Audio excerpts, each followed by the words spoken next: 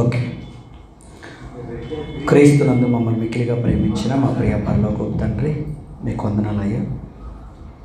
ఇదిగోనైనా మీ మాటలు మేము ధ్యానిస్తుండగా చెబుతున్న నాకు సహాయం దయచేయండి. వింటున్న వారు కూడా శ్రద్ధగా వినటానికి వినగలిగే చెవులను వారికి దయచేస్తారని నమ్మకం యేసు పరిశుద్ధ నామంలో ఈ ప్రార్థన మీకు సమర్పిస్తున్నాను తండ్రి. ఆమేన్. దృష్టి దోషం. ఏంటి దృష్టి దోషం? చాలామంది ఈ దృష్టి గురించిన దోషాల గురించి మాట్లాడుకోవడం మనం చూస్తుంటాం. అంటే ఎదుటి వ్యక్తి చూసేటువంటి ఆ దృష్టి వల్ల నాకేదో అవుతుంది. ఎంతోమంది ఈరోజు చదువుకున్న వాళ్ళు, అంటే జ్ఞానులు అని చెప్పుకుంటారు, చదువుకునే వాళ్ళు. ఇలా చదువుకున్న వాళ్ళు కూడా ఏం చేస్తున్నారంటే పెద్ద పెద్ద ఇంజనీర్లు కూడా, ఇదిగో కొత్తగా కట్టాం బిల్డింగ్, దీనికి దిష్టి తగలకుండా దిష్టి బొమ్మను పెట్టాలి. అవునా? దిష్టి బొమ్మ పెడతారా? అవును. అలాగే ఏమంటే ఏదైనా కానీ పొద్దున్నే అలా రోడ్డు మీద నడిచేస్తూ ఉంటే వాడి కళ్ళు పడ్డాయి ఇంకా అంతే.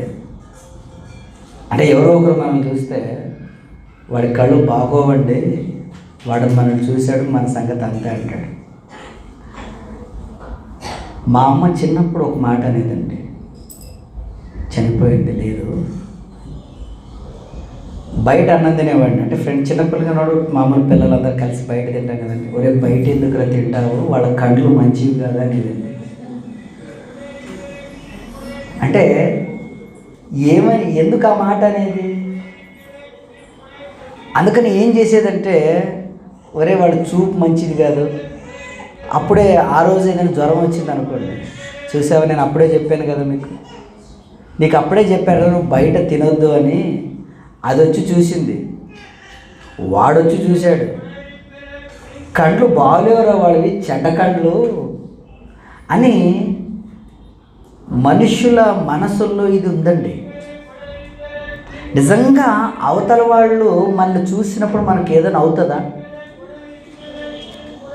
ఏమండి? అవుతుందని అనుకుంటున్నారు. అందుకనే పెద్ద పెద్ద చదువులు చదివిన వాళ్ళు కూడా కను దృష్టి, ఏదో ఒక బొమ్మ వాళ్ళ ఇంటి ముందు. ఏమండి? అంటే ఆ బొమ్మ ఉండటం వల్ల అందరూ ఆ బొమ్మను చూసి మా ఇంటిని చూడరు, చూస్తే మాకు ఏదో అవుతుందని వీళ్ళ నమ్మకం. నిజంగానండి. అంటే ఏదో అయినప్పుడు కూడా చిన్నప్పుడు నాకు జ్ఞాపకం ఉండి, అంటే మీకు తెలుసో లేదో, మా ఊర్లో అంటే పల్లెటూరు కదండి మాది, దిష్టి తగిలిందో లేదో ఎలా దానికి ఒక నిరూపణ ఉండేది. దిష్టి తీస్తారు తెలుసా మీకు? వాళ్ళ కండ్లు, వీళ్ళ కండ్లు, ఇదిగో ఎదిరింటోడి కండ్లు, ఆ కండ్లు, ఈ కండ్లు, ఇరుగు దిష్టి, పొరుగు దిష్టి అన్నీ పోవాలని తూతూ 3 సార్లు అంటారు కదా. ఆ ఉమిసిటువంటి ఆ ఉప్పు, దాంతోపాటు మిరపకాయలు, దాంతోపాటు కొన్ని వెంట్రుకలు ఇలా తీసుకొని ఒక నిప్పుల మీద వేసి కాలుస్తారు. అప్పుడు వాసన వస్తుంది. నిజంగా ఎండు మిరపకాయలు కాలిస్తే వాసన ఎలా ఉంటుంది మీరు చెప్పండి? ఘాటుగా ఉంటుంది. అప్పుడు ఆ ఘాటంతా వచ్చినా ఆ బయట వేస్తారు కనుక ఘాటు రాదండి సరిగా. ఇదిగో ఘాటు రావట్లేదురా, చూసావా నీకు దిష్టి తగిలింది. ఏమండి? చూసి ఉప్పు చూడు చిటపట్లాడుతుంది, నీకు దిష్టి తగిలింది, ఎవరో నిన్ను భయంకరంగా చూశారు. అందుకని చెప్తాను, నీకు బయట తిరగొద్దురా, వాళ్ళు అంటే నువ్వు తినేటప్పుడు వాళ్ళు చూడకుండా నువ్వు చూసుకో, ఇంట్లో తిను. అంటే ఇవన్నీ మాట్లాడుకుంటున్నారు అంటే నిజంగా మాట్లాడుకుంటున్నారు. మరి వీటి వెనక నిజం ఎంత ఉంది? ఎందుకంటే మనం క్రైస్తవులంగా జ్ఞానం కదండి, ఈ లోక జ్ఞానం కాదు మనం ఆలోచించేది. ఇది పైనుండి వచ్చినది జ్ఞానం. ఇది భూ సంబంధమైనది కాదు. భూ సంబంధమైనది అయితే వ్యర్థమైపోతుంది అది. ఇది పైనుండి వచ్చినది కనుక ఈ జ్ఞానం మనకేం చెబుతుంది? ఆ విషయం కూడా చెప్పిందా అంటే అవునండి. బైబిల్లో ఏమండి, చెప్పలేని విషయం అంటే ఏది లేదు. నువ్వు ఆలోచించాలే కానీ, నువ్వు తవ్వాలే కానీ, నీ బ్రతుకును ఉద్దేశించి దేవుడు మాట్లాడుతూనే ఉంటాడు. ఏమంటే మరి దృష్టి గురించి దేవుడు ఏం చెప్పాడు? నిజంగా సాతాను మోసం చేసిందండి మనిషిని. ఒరే, వాళ్ళు చూడటం వల్ల నీకు దోషం ఉందిరా, నువ్వు బాగుండు, వాళ్ళు చూడకుండా చూసుకో అని చెప్పింది. కానీ నువ్వు చూస్తేనే నీకు దోషం అని సాతాను కప్పేసిందండి. నిజంగా సాతాను చేసినటువంటి మోసం అంతా ఇంత కాదండి. ఎదుటోడు చూస్తే మనకేదో అవుతుందని మనం అనుకుంటున్నాం, కానీ మనమే చూస్తే అది మనకే మంచిది కాదని ఎంతమంది ఈరోజు తమ దృష్టి దోషాన్ని తమకు కలగకుండా చూసుకుంటున్నారు.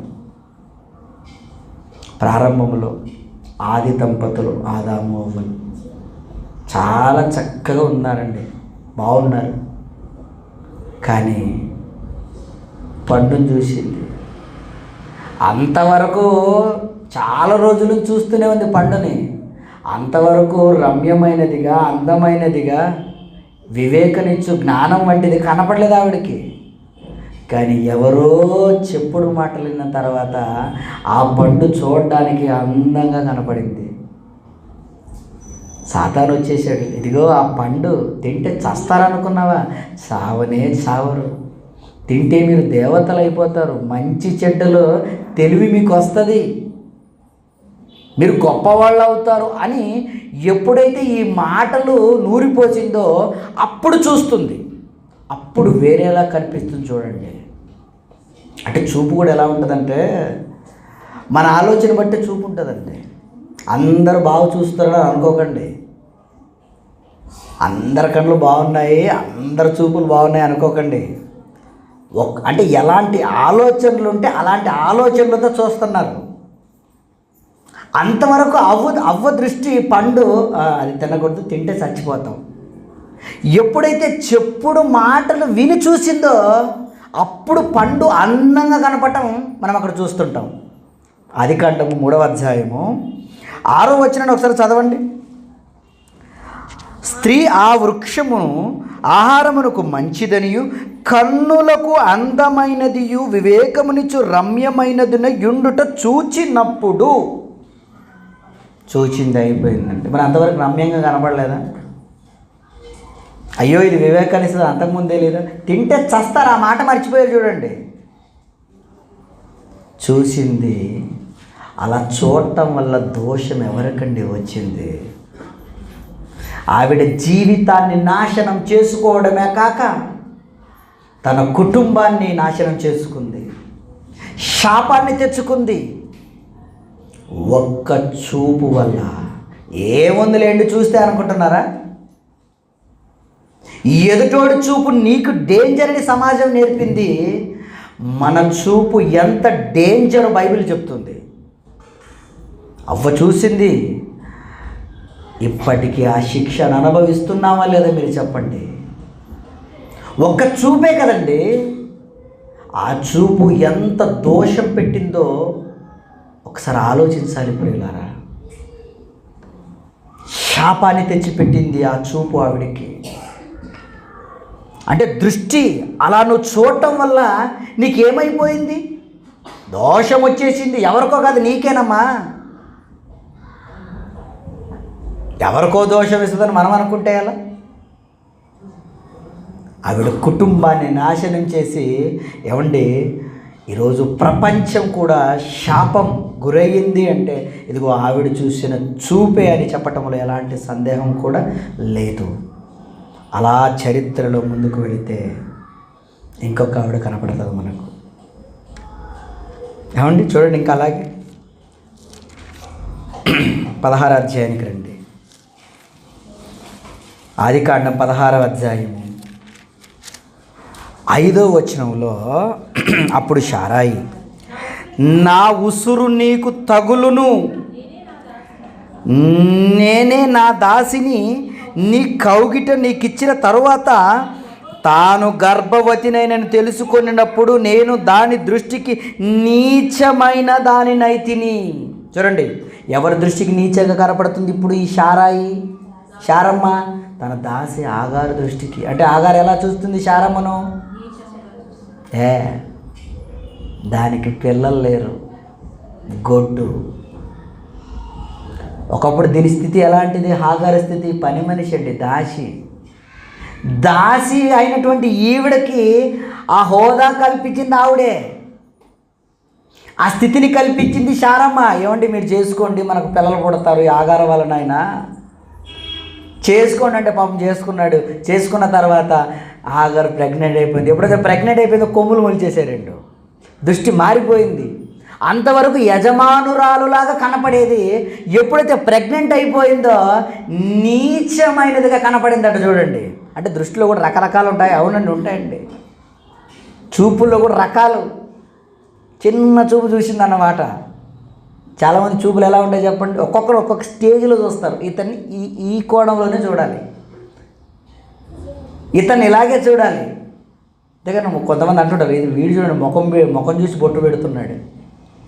మాట్లాడుకుంటారు కదండి మామూలుగా మాటలు.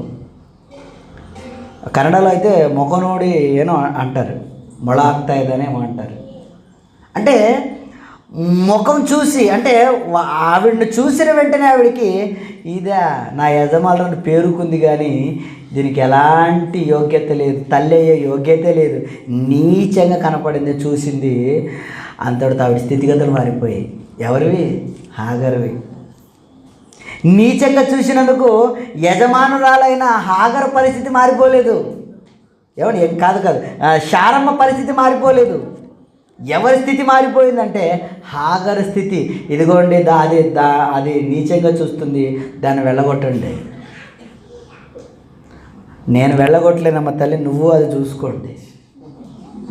దెబ్బకి వెళ్ళగొట్టిందండి, అడవులు పాలైపోయింది. ఏమండి? హాగరు అడవులు పాలవ్వటానికి ఏమిటి చెప్పండి కారణం? ఆవిడ చూపు కాదంటారా? ఆవిడ చూసినటువంటి ఆ చూపు కాదంటారా ఆవిడికి తెచ్చిన దోషం? అదే కదండి దోషం.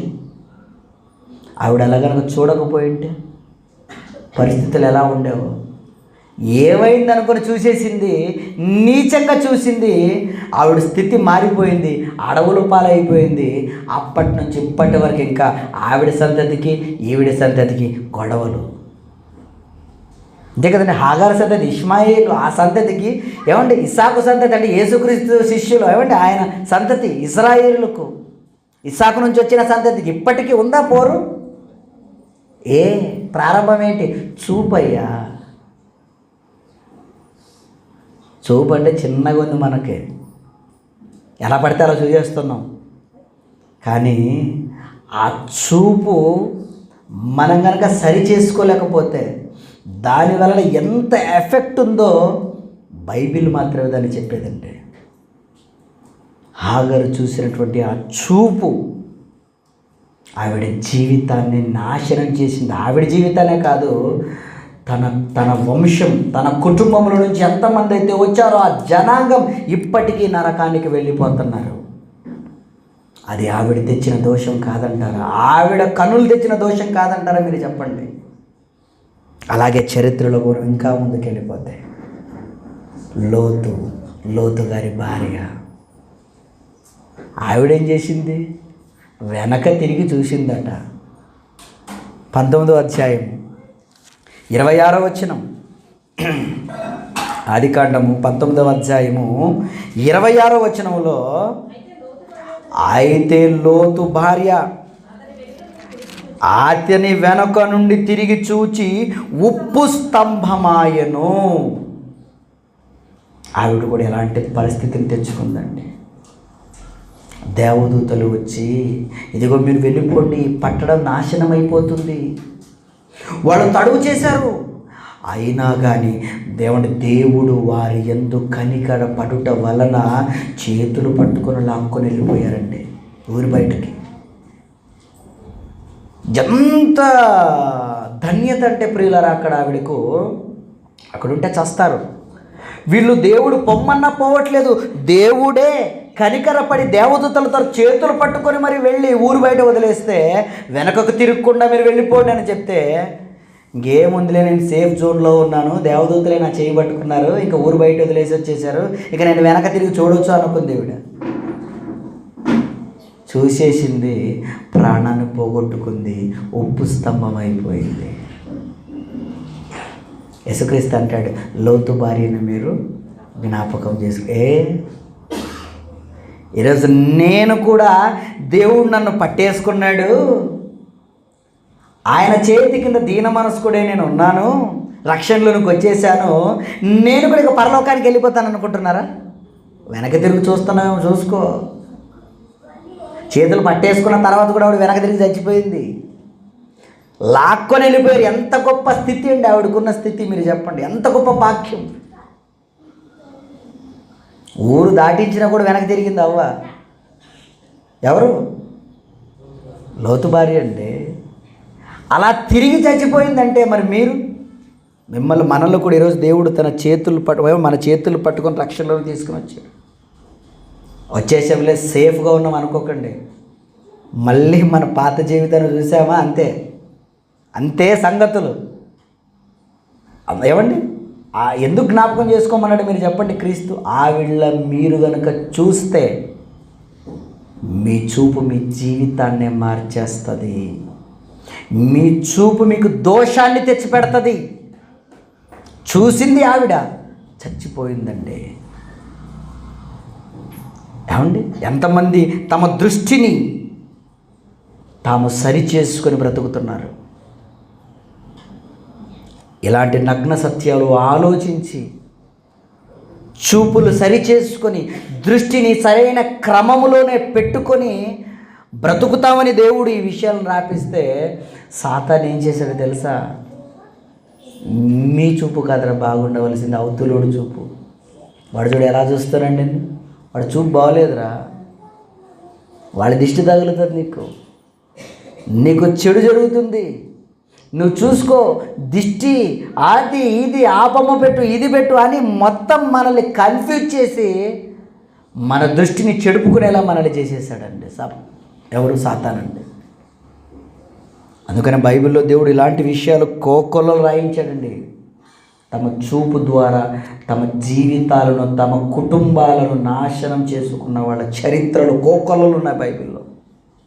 ఇదిగో అలాగే ముందుకు వస్తే ఒక సౌలు, అతని జీవితం నాశనం అవడానికి ఏంటి అనుకున్నారు? చూపేనండి. మరి అతని చూపు ఎలా అతన్ని నాశనం చేసిందంటారా? ఒక పాట వలన అతను చూపును మార్చేసుకున్నాడు. ఒకే ఒక పాట. ఏంటా పాట? అది స్త్రీలు పాడినటువంటి పాట. ఏంటా పాట? సౌలు 1000 కొలది, దావీదు 10,000 కొలదని స్త్రీలు ఏమంటే పాట పాడారండి, గానములు చేశారండి. అంతే, నాటి నుండి దావీదు పైన విషపు చూపు నిలిపాను. చూడండి ఆ మాట. సమూయేలు గ్రంథం మొదటి గ్రంథం 18వ అధ్యాయం 9వ వచనం. సమూయేలు మొదటి గ్రంథం 18వ అధ్యాయం 1వ వచనం. కాబట్టి నాటి నుండి సౌలు దావీదు మీద విషపు చూపు నిలిపెను. పైన వచ్చిన 6వ వచనం నుంచి, ఆ స్త్రీలు ప్రతిగానములు చేయుచు వాయించుచు సౌలు 1000 కొలది, దావీదు 10,000 కొలది శత్రులు హతము చేసేనని ఆ మాటలు సౌలునకు ఇంపుగా ఉండనందున అతడు బహుగా కోపము తెచ్చుకొని, వారు దావీదునకు 10,000 అనియు నాకు 1000 అనియు సుతులు పాడిరే, రాజ్యము తప్ప మరి ఏమి అతడు తీసుకొనగలడు అని అనుకొనెను. నాటి నుండి సౌలు దావీదు మీద విషపు చూపు నిలిపెను. అలా విషపు చూపు నిలపడం వల్ల ప్రాబ్లం ఎవరికయ్యా? సౌలుకేనండి. సౌలుకే. ఇంపుగా లేవా? అయితే ఏంటి? కోపం పెట్టేసుకుంటావా? కొంతమందికి మన మాటలు నచ్చవనుకోండి, నచ్చకపోతే వదిలే, కోపం పెట్టుకుంటారా? ఒక రకమైన చూపు చూస్తారా? మీకే డేంజర్, చూసిన వాళ్ళకే డేంజర్. సౌలు కుటుంబం ప్రియులారా నాశనమైపోవటానికి ప్రారంభముగా చూపేనండి. ఎప్పుడైతే విషపు చూపు అతన్ని చిన్న చూపు చేశాడు, వీడేంటి ఇలా ఎదిగాడు, వీడినే పొగుడుతున్నారేంటి, అయితే వీడుంటే నా సింహాసనానికి ఎరపెడతాడన్నమాట. వీడిని ఎలాగైనా లేకుండా చేయాలి, నాటి నుండి విషపు చూపు నిలిపి చంపాలనే ప్లాన్ మీద ప్లాను. అలా విషపు చూపు నిలిపినందుకే సౌలు కుటుంబం అంతా కూడా నాశనమైపోయిందండి. ఫిలిస్తీన్ల చేతిలో హతమైపోయారు. అదే విషపు చూపు నిలపకుండా దావీదు పక్కన ఉంటే ఆ స్థితి వేరేది ఉండేది కదా. విషపు చూపు నిలుపుకొని ఏం సాధించాడు మీరు చెప్పండి సౌలు. అందుకని బైబిల్ అంటే ఎవరి చరిత్రను చెప్పినా చూపును గురించి చెబుతుంది. అంటే నువ్వు చూసే చూపులో ఉంది దోషం. అది ఎవరికో తెలుసా? ఎవరు చూస్తున్నారో వారికే. మనం ఎలా చూస్తున్నాం? మనం చూసే చూపేనండి మనకు తెచ్చే దోషం. అప్పుడప్పుడు పోలీసుల దగ్గరికి వెళ్ళి మరే నువ్వు అలా చూడొద్దురా, అయినా చూశాడు అనుకోండి, చూశాడు అనుకోండి, చూపే కదండి చూసిందంటే ఆ చూపు వల్ల నువ్వు తన్నులు తింటావు. మరి దెంచరా కళ్ళు కిందకి అంటాడు. నేను దెంచని, నేనేమైనా మాట్లాడుతున్నాను, చూపు కదండి. వాడు చూడు గుర్రం చూస్తున్నాడు చూడండి, వాడు ఏరా ఒకేటంటాడు. అంతే కదా. అంటే మనం చూసే చూపు మనకి ఎంత డేంజర్ అంటే పురిలారా, ఒకరు తగ్గించుకొని ఉన్నారు, ఏమండి ఇతడు వినయంతో ఉన్నాడు, ఇతడు స్వభావం బాగుంది అని చెప్పటానికి, ఇతడు చూపు బాగుందని చెప్పటానికి మన చూపేనండి. వాడు చూడండి ఎలా చూస్తాడు దొంగోడు. అప్పుడు మాట్లాడుకుంటుంటారు, వాడు చూపి బాగోదండి, ఎందుకు అలా మాట్లాడుకుంటున్నారు? నువ్వు చూసేది అలా ఉంది. మరి మనం చూసే చూపే ప్రియులారా మన క్యారెక్టర్ని డిసైడ్ చేస్తుంది. మనం ఎలా చూస్తున్నాం, మనం చూసే చూపే మనం ఎలా ఉన్నామో మనల్ని నిరూపిస్తుంది. సౌలు విషపు చూపు నిలిపాడు, ప్రాణాలను పోగొట్టుకున్నాడు. తనే కాదండి, తన వంశం కూడా సర్వనాశనం అయిపోయింది. ఈరోజు మనం అనుకోవచ్చు, నేను ఒకటే కదండి అలా చూసేది.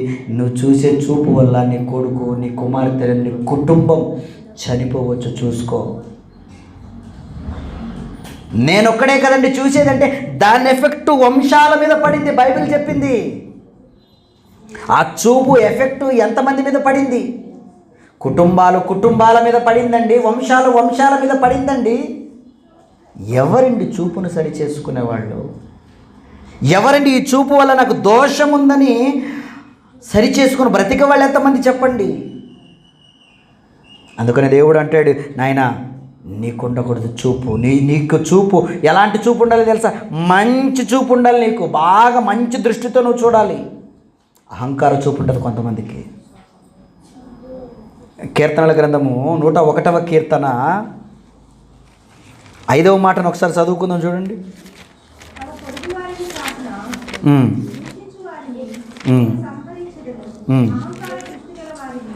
అహంకార దృష్టి గలవారిని, గర్వించిన హృదయము గలవారిని నేను సహింపను. అహంకార దృష్ట్యా అంతే కదండి. అహంకార దృష్టి, గర్వించిన హృదయము గలవారిని నాకుందిలే, నేను అన్న అహం మనలోకి వచ్చేసి అంటే పక్షపాతం చూపిస్తుంటారు కదా కొంతమంది. ఒకవేళ మనలో ఏదైనా అలాంటి చూపు ఉండగలిగితే దేవుడు మనల్ని సహించడటండి. మరొక మాట చూడండి, సామెతల గ్రంథం 6వ అధ్యాయం 17వ మాట. సామెతల గ్రంథం 6వ అధ్యాయం 17వ వచనం చూద్దామండి. అహంకార దృష్టి, కళ్ళలాడు నాలుక, నిరపరాధులను చెరుపు చేతులు, ఇవన్నీ కూడా ఆయనకి హేయములు అని చెప్తాడండి. అంటే అహంకార దృష్టి ఆయనకు నచ్చదా? నచ్చదు. నువ్వేదైనా చూసేశాను కదా, ఎవరికి తెలీదు. ఇదేం మాట్లాడితే వినపడడానికి చూపే కదా, ఎవరికి కనపడదు. నేను ఇలా చూశాను అని ఎవరికి తెలుస్తుంది అనుకుంటున్నాం మనం. నేను ఈ కోణంలో చూశానని ఎవరికి తెలుస్తుంది అనుకుంటున్నావు. మన చూపును కూడా లెక్క కట్టే దేవుడు అండి. మన చూపు ఎలా ఉందో మొత్తం రికార్డింగ్. అందుకని యేసుక్రీస్తులో భూమి మీదకి వచ్చిన తర్వాత చాలా అద్భుతమైన మాటలు ఉంటాయన్న మాటలు. ఇదిగో నీ కన్ను తేటగా ఉంటే నీ దేహం అంతయు బాగుంటుంది. చూస్తారన్నమాట. మత్తయి రాసిన సువార్త ఏమండి మత్తయి రాసిన సువార్త 6వ అధ్యాయము 22వ వచనం నుంచి చదువుకుందాం ప్రియులారా. దేహమునకు దీపము కన్నే. అందుకని ఆ కన్ను గురించి ప్రారంభం నుంచి మాట్లాడుతున్నారు. వాళ్ళు చూసి చెడిపోయారు. ఒక ఆవిడేమో నీచంగా చూసి చచ్చిపోయింది. ఇంకొక ఆయన విషపు చూపి నిలిపి వాళ్ళ కుటుంబాన్ని సర్వనాశనం చేసుకున్నాడు, అతను చచ్చిపోయాడు. ఎంతోమంది జీవిత చరిత్రలు చూశారు కదా మీరు. అందుకని యేసుక్రీస్తు చెప్తున్నాడు, మీ కన్ను మీ దేహానికి దీపం. గనుక ఈ కన్ను తేటగా ఉండిన ఎడల నీ దేహమంతయు వెలుగుమయంగా ఉంటుంది. ఈ చూపే బాగాలేదనుకోండి, చూపు మాత్రం బాగాలేదు, నేను బాగున్నానని మీరు అనుకోవచ్చు. నా డ్రెస్ బాగుంది, నా హెయిర్ స్టైల్ బాగుంది, నా ఉద్యోగం బాగుంది, నా చూపు ఏమండి ఇవన్నీ అనుకుంటున్నావా? కానీ దేవుడు అంటున్నాడు, నాయన నీ చూపు ఏమాత్రం బాగలేదు, నీ కళ్ళు మంచివి కాదురా, చెడ్డ కళ్ళు నీవి. ఏమండి ఎదుటోడు కళ్ళు చెడ్డ కళ్ళు అని చెప్పడం కాదు, ఎదుటోడు చూస్తే నాకేదో అవుతుందని కాదు, అది అబద్ధం, అది ఫేక్. వాళ్ళు ఎలాగైనా చూడని, వాళ్ళు ఎవ్వరు చూడటం వల్ల నీకే ప్రమాదము లేదు. రాసి పెట్టుకోండి. మాకు దిష్టి తగులుతుంది, మా బిల్డింగ్కి కనుదిష్టి అవుతుంది, చెత్త మాటలు ఇవన్నీ. నీ దృష్టి నీకే అపాయం తెచ్చిపెడుతుంది, నీ చూపు బాగాలేకపోతే. మీకు అర్థమవుతుందా? మనం చూసే చూపే ఏమండి మనల్ని డిసైడ్ చేస్తుందండి. మనం పాడవడానికి మన చూపేనండి కారణం. అందుకని నాయన ఇదిగో మీ దేహానికి దీపం ఏమనుకుంటున్నారు? కన్నయ్యా, మీ కన్ను ఎలా ఉంది? బాగుందా? అది ఎలా చూస్తుంది? ఒక్కొక్క వ్యక్తిని ఒక్కోలా చూస్తుంది కదా. ఎందుకు అలా చూస్తుంది? అలా అభ్యాసం చేసేవారు. నువ్వు వీళ్ళని ఈ కోణంలో చూడాలి, వీళ్ళని ఈ కోణం చూడాలి, ఈవిడ్ని ఇలా చూడాలి, ఈవిడ్ని ఇలా చూడాలి. నువ్వు అలా నేర్పేవు మరి దానికి. అందుకనే ప్రియులారా, ఈ దృష్టి దోషం అనేది మనుషులకు వచ్చేసి చచ్చిపోతున్నారు, చచ్చి నరకానికి వెళ్ళిపోతున్నారు. కానీ ఆ కను దృష్టి నిజంగా ప్రియులారా మనకు రాకుండా యేసుక్రీస్తులో మనకు చెప్తున్నాడు, నాయన మీ చూపును మీరు సరిచేసుకోండి, మీకు మార్గాన్ని చూపిస్తున్నాయి ఇవి. అది ఎలా చూపిస్తుంది? కన్ను ఎక్కడి సైడ్ చూపిస్తుంది? ఎలా వెళుతున్నారు మీరు ఆ చూపును బట్టి? ఒకవేళ మీ జీవితాన్ని చూపు మార్చేస్తుందేమో చూసుకోండి. మీకు చెడ్డ తలంపుల్ని ఇచ్చేసి మీ జీవితాన్ని అంధకారంలోకి నెట్టేస్తుందేమో చూసుకోండి. మీతో పాటు మీ కుటుంబాలు కూడా నాశనం అయిపోతాయి. నువ్వేమో నేనే కదా చెడ్డగా చూసేది అనుకుంటున్నారేమో. మన జీవితమే, మన కుటుంబాలే ఏమండి నాశనం అయిపోతాయి మన చూపు బాగోలేకపోతే. అందుకనే ఎన్నో మాటలు మనం ఆలోచిస్తున్నప్పుడు ప్రియులారా, ఇదిగో మన చూపు మనల్ని తినేస్తుంది, మనల్ని చంపేస్తుంది, మనల్ని నాశనములోకి నెట్టేస్తుంది. ఇంతటి భయంకరమైన స్థితి కలిగినటువంటి ఈ చూపును మనం ఎలా చూస్తున్నాం? చూపే కదండి అని చూసారా? అంతేనండి. మొదట చూస్తుంది కన్ను, రే ఎంత బాగుంది కదరా అంటారు, అంతే. ఆశించిన కన్నులు ఇంకా ఏమవుతాయి మీరు చెప్పండి? చేయటానికి ఏమండి కళ్ళు చూసే ఏమండి ఎక్కడో హృదయంలో అంటే మెదడులోకి వెళ్ళి చేసేద్దామన్న ఆలోచన. దానివల్ల చేతులకు పని, కాళ్ళకు పని, దేహం అంతటికి పని. చూసింది ఒక్కసారి ఒక్క చూపే. ఆ కళ్ళు లేవనుకో, కళ్ళే లేవనుకో, అప్పుడు దేన్ని నువ్వు చూడగలవు? అందుకని యేసుక్రీస్తు అన్నాడు, నాయన నీ కన్ను నిన్ను అభ్యంతరపరిస్తే దాని నీ యొద్ద నుండి పెరికి పారేటువంటి తీసి పారేశారు. ఆ యొక్క ఆలోచన చూసినప్పుడు నీకు ఆలోచన వస్తుందా? ఆలోచన రాకుండా ఉండటానికి సాధన చేయి, ప్రయాసపడు, కష్టపడు, చూడకుండా ఉండాలి. కన్ను ఆశించకూడదు. అందుకని భక్తులైనటువంటి వాళ్ళు ఏం చేశారు? ప్రార్థన చేశారు, తండ్రి దేవా వ్యర్థమైనవి నా కన్నులు చూడకుండా తిప్పేయ్యా. కీర్తనల గ్రంథం 119వ కీర్తన 37వ వచనం. 119వ కీర్తన 37వ వచనంలో, వ్యర్థమైన వాటిని చూడకుండా నా కన్నులు నువ్వేం చేసావో తెలుసా? తిప్పివేయి. తిప్పయ్యా, నా చూపును త్రిప్పు. నేను సాధన చేయాలి. నా కన్నులు బాగుండాలి. నా కన్నులు బాగుండాలంటే ఏదో నీట్గా అందంగా ఉండాలని కాదు. అంతే కదండి. ఈరోజు కన్నుల గురించి ఆలోచించిన వాళ్ళు ఏం చేశారు? కన్నులు అందంగా ఉండాలి. ఆహా, దానికి పైన ఐబ్రో, కాజల్ అంటించాలి. ఒకవేళ కన్ను బాగోలేదా దాన్ని సరి చేసుకోవాలి. అంటే బయటకు బాగుండాలనుకుంటున్నారు కానీ చూపుని గురించి ఆలోచించట్లేదు ఎవరు. ఈ అద్దాలు పెడితే బాగుంటుంది, ఈ రంగు వేస్తే బాగుంటుంది, ఇలా ఐబ్రో కటింగ్ ఇలా చేసుకుంటే బాగుంటుంది. వీటి మీద పడ్డా ఏంటి దృష్టి అందరికీ? ఇవి కాదండి చేసుకోవాల్సింది. దేవుడు వీటి గురించి అస్సలు మాట్లాడట్లేదు. నీ చూపు ఎలా ఉంది? వ్యర్థమైనవి చూస్తున్నాయా? లోకములో ఉన్నదంతా వ్యర్థమే కదా, దాన్ని చూస్తున్నాయా? దానికి సులభం చెప్పేశారు కదా, వ్యర్థము వ్యర్థము సమస్తము వ్యర్థము. ఆ వ్యర్థమైన వాటి మీదే మన చూపు ఎప్పుడు కూడా. ఎందుకంటే మట్టితో చేయబడిన దేహం కదండి, మట్టినే ఆకర్షిస్తుంది. మరి ఆకర్షణ తెలుసుకున్నావు కదా, నువ్వు వికర్షించాలి కదా. మరి నువ్వు నీలో ఉన్నటువంటి ఆత్మ దేవునిది, అది మట్టిది కాదు. మట్టిది మట్టికి వెళ్ళిపోతుంది, ఆత్మ దాన్ని చేసిన దేవుని ఎదుగు మరలా పోవును. దీనిపైన అక్షయ శరీరం ధరించుకుంటాం మనం. ఇవన్నీ విన్న తర్వాత కూడా మట్టి కోరికలే మనకు. విచిత్రం ఏంటో, ఇవన్నీ మట్టివేని తెలిసి మట్టే కావాలండి నాకు. ఇదిగో కన్ను ఆశించింది అదే కావాలి. ఆశించినది ఏది వదలకుండా నేను చూసుకోవాలి. కంటికి ఇష్టమైనది అంతా నేను చేశానన్నాడు ఒకనాడు సొలొమోను. నా కన్ను ఆశించినది దేని నేను విడిచిపెట్టలేదు. తర్వాత అన్ని వ్యర్థం అనుకున్నాడట. అంతే కదండి. నిజంగా అవన్నీ వ్యర్థమైనవని చెబుతున్నాడు దేవుడు. అలా వ్యర్థమైనవి చూడకుండా ఎంతమందిని మనము ఏమండి కన్నును త్రిప్పుచున్నాం మనం చెప్పండి. కంటితో నిబంధన ఎంతమందిని చేసుకున్నాం? యోబు గారు చేసుకున్నారట కంటితో నిబంధన. యోబు గ్రంథం 31వ అధ్యాయం, యోబు గ్రంథం 31వ అధ్యాయము ప్రారంభ వచనం చూడండి.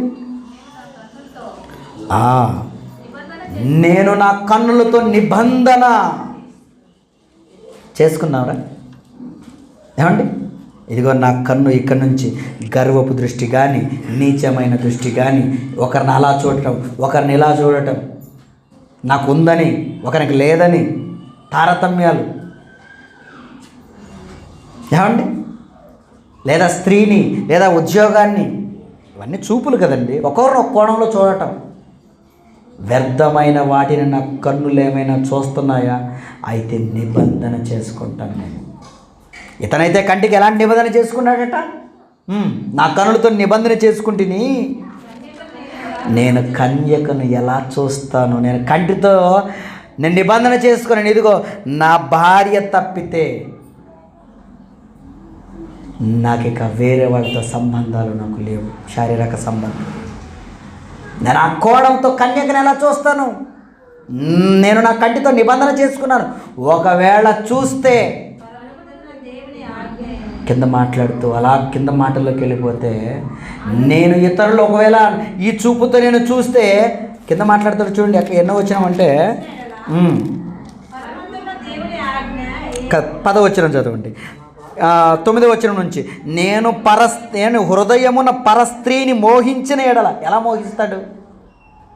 హృదయములో పరస్త్రీని ఎలా మోహిస్తాడు? చూడటం వల్లే కదా, చూపు వల్లే కదా. అలా చూసిన వెంట నా హృదయంలోకి వెళ్ళిపోతుంది ఆలోచన. అప్పుడు అబ్బా సూపర్ అని ఏమన్నా మైండ్ ఆలోచించింది అనుకో, అతను అంటున్నాడు హృదయమున ఏమండి, ఒకవేళ స్త్రీని మోహించిన ఎడల నా పొరుగు వాని ద్వారమును నేను పొంచి ఎడల నా భార్య వేరొకని తిరుగాలి విసురునుగాక, ఇతరులు ఆమెను కూడుదురుగాక. ఎంత భయంకరమైన మాట! నేను ఇతరుల ఉద్దేశంతో చూస్తే నా భార్య ఇతరుల దగ్గరకు వెళ్ళిపోను అంటున్నాడండి. అంటే ఆ ఉద్దేశంతో నేను చూడను అని కంటితో నిబంధన చేసుకున్నాడు ప్రియులారా. మరి మనం మన కంటితో మన నిబంధనలు చేసుకుంటున్నామా?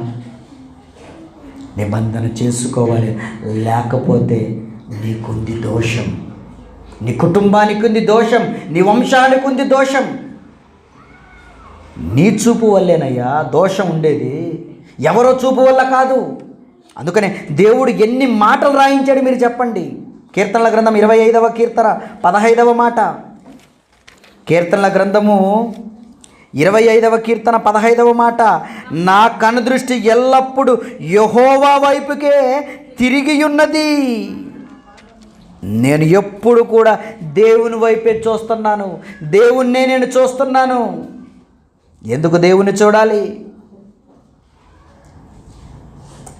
కంటికి నిబంధన వేసుకొనగల శక్తి నాకు దేవుడిస్తాడు.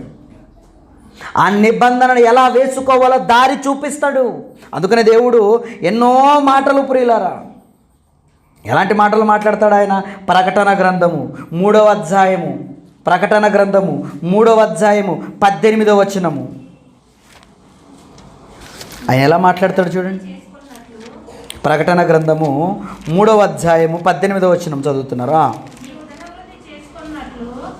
నీవు ధన వృద్ధి చేసుకొనున్నట్లు అగ్నిలో పుటము వేయబడిన బంగారమును నీ దిశములో సిగ్గు కనబడకుండునట్లు ధరించుకొనుటకు తెల్లని వస్త్రమును నీకు దృష్టి కలుగున్నట్లు. ఇదిగో నువ్వు గుడ్డోడురా, నీ దృష్టి బాగలేదు, పోగొట్టుకున్నావు చూపు, నీ జీవితం బాగలేదు, నువ్వు పోగొట్టుకున్నావు, నీకు దృష్టి కలుగునట్లు నీ కన్నులకు కాటుకను నా యొద్ద కొనమని నీకు బుద్ధి చెప్పుచున్నాను. నీ చూపుకు కావలసినది నా దగ్గర ఉంది. కాటుక ఏంటి? కాటుక ఇదిగో కాటుక పెట్టడం వల్ల దుమ్మంతా వచ్చేస్తాను అనుకుంటున్నారు కదా. అవునా? వచ్చేస్తుందా?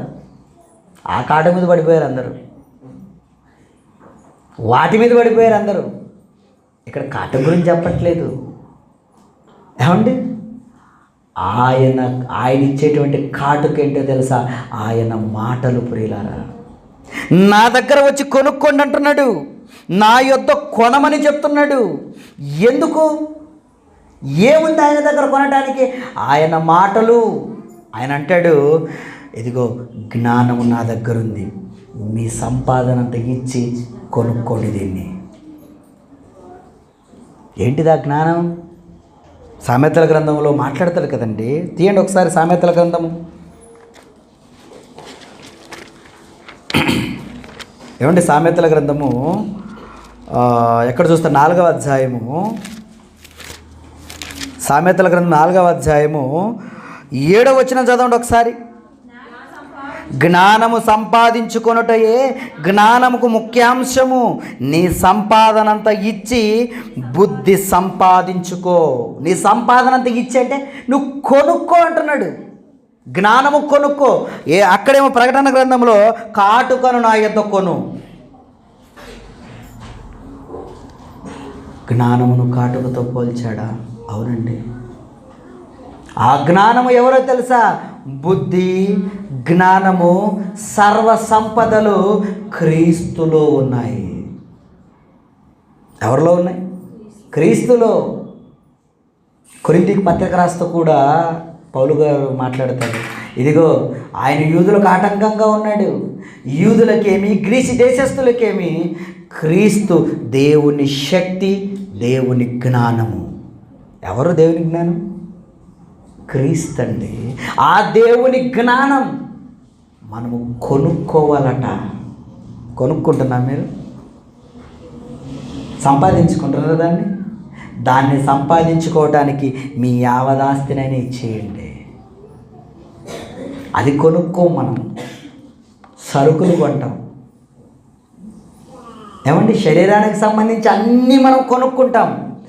ఆత్మకు సంబంధించిన జ్ఞానం దాన్ని కొనుక్కునేది కాదు కదా. ఫ్రీగా వస్తే వినటానికి కూడా చెవులు మందగిస్తాయి. ప్రియులారా, ఇదిగో మన కంటికి కావలసిన కాటుక దేవుడు మనకిస్తున్నాడండి. అది జ్ఞానం, యేసుక్రీస్తులో ఉన్న జ్ఞానం. ఈ జ్ఞానాన్ని కనుక మన దగ్గర ఉంటే, ఈ జ్ఞానం మన దగ్గర ఉంటే మన చూపు ఎలా మనకు అర్థమైపోతుంది. యేసుక్రీస్తుని తీసుకొని వెళ్ళిపోయింది, దేవాలయ శిఖరాల మీద నిలబెట్టింది, లోక రాజ్యాలన్నింటిని ఒక్క నిమిషంలో చూపించేసింది. అమ్మ బాబోయ్, ఒక్క నిమిషంలో లోక రాజ్యాలన్నీ చూపించేసిందా? ఎంత పవర్ అండి, ఎంత నెట్వర్క్ అండి దాన్ని. చూపించేసి నువ్వు నాకు మొక్కు, ఇదంతా నీకు ఇచ్చేస్తాను. ఆయన దగ్గర జ్ఞానం ఉందండి, కారణం జ్ఞానమే ఆయన. ఏమండి, ఆయన దగ్గర కాటుకుంది, జ్ఞానం ఉంది, ఎలా చూడాలో చూసేసాడు. అరే ఇది నువ్వు నాకేయడం ఏంట్రా, నేను నీకు మొక్కడం ఏంటి, నేను దేవునికే మొక్కాలి అన్న జ్ఞానం ఆయనలో ఉంది. నీకెందుకు నేను మొక్కుతాను. మనకు కనుక ఈ ఆఫర్ వచ్చింది అనుకోండి, లోకరాజ్యాలకు అవసరం లేదు. నువ్వు చర్చికి పోకుంటే నీకు ₹1,00,000 ఇస్తారు. ₹1,00,000 వద్దనుకోండి, ఈరోజు పని వచ్చింది అనుకోండి, ఒక 2,000 ఇది చేస్తే, క్లాస్ కూడా అవసరం లేదు మనకి. ఫస్ట్ మన పని చూసుకుందాం. ఆఫర్ బాగుంది ఈరోజు, ఆదివారం ఓటీ. విచిత్రం ఏంటంటే ఆదివారం ఓటీ, సింగిల్ కాదు డబల్తో కొట్టేశాడు అనమాట మనల్ని. ఏమంటే సాతాను, పడిపోతాం మనం. కారణం మన చూపుకు కావలసినటువంటి కాటుక మన దగ్గర లేదు, కొనుక్కోలేదు మనం దాన్ని. ఆయన అంటున్నాడు, కొనుక్కోనాయన, కొనుక్కోవాలి ప్రియులారా. అంటే మాటలు మనలో ఉంచుకోవాలి. ఏమంటే వినపడుతున్న ప్రతి మాటను మనం జాగ్రత్తగా వినాలి. మన జీవితాంతం విన్న తక్కువే. ఫర్ ఇన్ఫర్మేషన్, చాలాసార్లు విన్నానండి, విన్న మాటలు అనుకోకండి ఎప్పుడు. మన జీవితాంతం విన్న తక్కువేనండి. కనుక ప్రతి మాటను వినండి, ఆ మాట మనసులో ఉంచుకోండి, ఆ మాట మీలో కార్యం చేయాలి. ఉంటే ఏ ప్రయోజనం? ఏమండి, మందులు ఉన్నాయి వేసుకోవట్లేదు, ఎందుకు తీసుకున్నట్టు? లేదన్నా డాక్టర్ గారి దగ్గరికి వెళ్ళాను, డాక్టర్ మెడిసిన్ కూడా రాసిచ్చాడు, రాసిస్తే జోలో పెట్టుకుని తిరుగుతున్నావా? చాలామంది అంతే కదండి. ఇదిగో బైబిల్ ఉంది నా దగ్గర, ఉంటే ఎక్కడ తలదిండు పక్కన పెట్టుకొని పడుకుంటానా? ఎందుకు? చెడ్డ కరసలు రావా, దయ్యాలు రావా? ఏ ప్రయోజనం లేదు. బైబిల్ మీ పక్కన ఉండటం వల్ల ఏం ప్రయోజనం లేదు. అందులో ఉన్న సరుకు మీలో ఉండాలి. ఆ సరుకును బట్టి మీ బ్రతుకులో మీరు మీ ప్రవర్తన మార్చుకొని బ్రతకాలి. యేసుక్రీస్తు దగ్గరకు వచ్చినప్పుడు అవేనండి చూపించాడు ఆయన సాతానుకి. ఇదిగో ఆకలితో ఉన్నావు కదా, 40 రోజులు ఏం తినలేదు, ఈ రాళ్ళు ఉన్నాయి, శుభ్రంగా రొట్టెలు చేసుకొని తిను. ఇదే చేసి ఇవ్వచ్చు కదా, చేసుకొని తిను నువ్వే. అప్పుడు అవును కదా, ఆకలితో ఉన్నాను కదా, రొట్టె గురించి ఆలోచించిన వాడు కాదు. నాకు తెలుసు మనిషి దేని వలన బ్రతుకుతాడో, రొట్టె వలన కాదు, దేవుని నోట నుండి వచ్చు ప్రతి మాట వలన బ్రతుకుతాడు. గెట్ అవుట్ అన్నాడు సాతాను. అంటే ఆ స్థితి చూడండి ఎలా వచ్చింది ఆయనకి. జ్ఞానం ఆయనలో ఉంది, జ్ఞానమే ఆయన అయి ఉన్నాడు. మరి మనలో ఉన్నప్పుడు అలా మాటకు మాట సాతాను కౌంటర్ వేసినప్పుడు దానికి కౌంటర్ వేసే సమాధానం మనలో ఉందా? అలా చూపు నేను చూపిస్తుంది, అరే చూడరా, దానికి వేసే కౌంటర్ మన దగ్గర ఉందా? ఆ మాట నీలో ఉంటే కౌంటర్ వస్తుంది. మరి ఏమండి, హబక్కూకు గ్రంథము 1వ అధ్యాయం 13వ వచనం. హబక్కూకు గ్రంథము 1వ అధ్యాయం 13వ వచనం. ఏమండి, కనుదృష్టి అట, నీ కనుదృష్టి, ఇదిగో దేవుని కనుదృష్టి దుష్టత్వము చూడలేనంత నిష్కల్మషమైనది. ఇదిగో మీ తండ్రిదేమో చూపు బ్రహ్మాండంగా ఉంటే మన చూపు ఏంటి చెడిపోయింది. ఏమండి, మన కన్న తండ్రిని దేవుని చూపేమో దుష్టత్వమును చూడలేదు, మరి నీ కన్నేంటి ఆశించినదంతా చూస్తుంది. అంతే కదండి, మన కన్ను చూడనిదంటూ ఏది ఉంది మీరు చెప్పండి.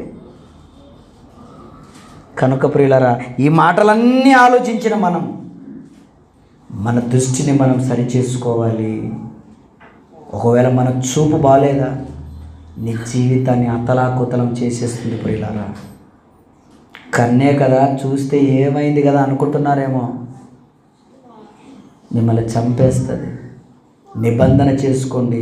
ఆ నిబంధన ఏమంటే ఎలా చేసుకోవాలి, ఎలా మన కంటిని సరి చేసుకోవాలో ఇదిగో దేవుని మాటలే దానికి సాక్ష్యం. ఇదిగో ఆయన మాటలు ప్రతిసారి మనకు వినపడుతున్నప్పుడు, అవన్నీ మనం చూసి చదువుతున్నప్పుడు ఆ మాటలన్నీ మనలో ఉండాలి.